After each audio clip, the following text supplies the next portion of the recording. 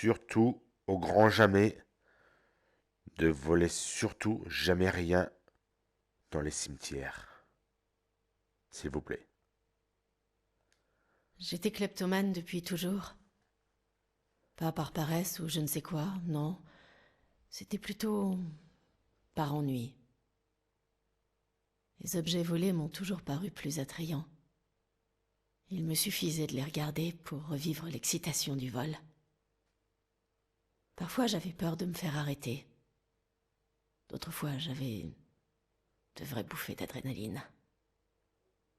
Mais jusqu'à mon dernier vol, j'ignorais le sens du mot terreur.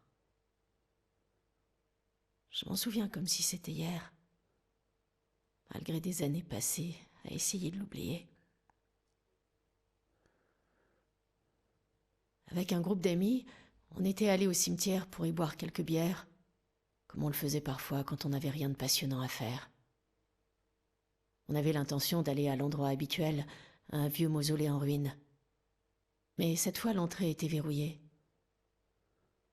Quelqu'un s'était donc enfin intéressé aux morts et n'avait pas apprécié qu'on le dérange.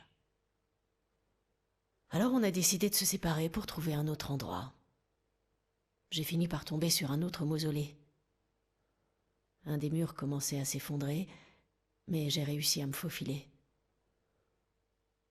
L'intérieur ressemblait à tous les intérieurs de mausolées, à l'exception d'une chose. Sur le tombeau central, dans une vitrine poussiéreuse, il y avait une couronne mortuaire très travaillée, fabriquée à partir d'une sorte de corde fine. Ça avait l'air d'avoir de la valeur, alors, évidemment, je n'ai pas pu résister. J'avais l'intention de laisser s'écouler une semaine avant de la vendre, au cas où quelqu'un signalerait le vol. Dès que je suis rentrée chez moi, je l'ai mise en haut de mon armoire avant d'aller me coucher. Cette nuit-là, j'ai fait d'horribles cauchemars, hantée par le visage livide et décomposé d'une vieille femme. J'ai eu beau me réveiller plusieurs fois, tremblante de peur. Dès que je replongeais dans le sommeil, elle était là, encore et encore. Elle est revenue les nuits suivantes, plus terrifiante que jamais. Chaque fois que je me réveillais, mon crâne était en sang et j'avais perdu des poignées de cheveux. J'attribuais ces réactions à mon anxiété et mon sentiment de culpabilité d'avoir volé dans le cimetière. J'avais l'intention d'aller vendre la couronne dès le lendemain chez un antiquaire, après quoi tout serait terminé.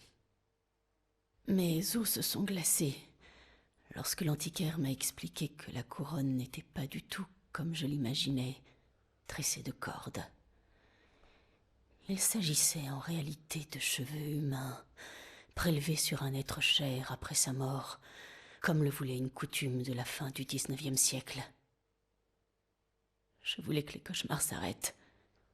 Je la lui ai vendue. Je me trompais. Les cauchemars ont continué, cette nuit-là et toutes les suivantes.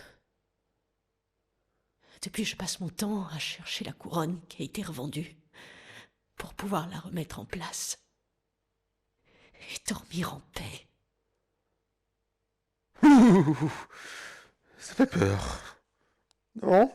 Ça fait pas trop peur?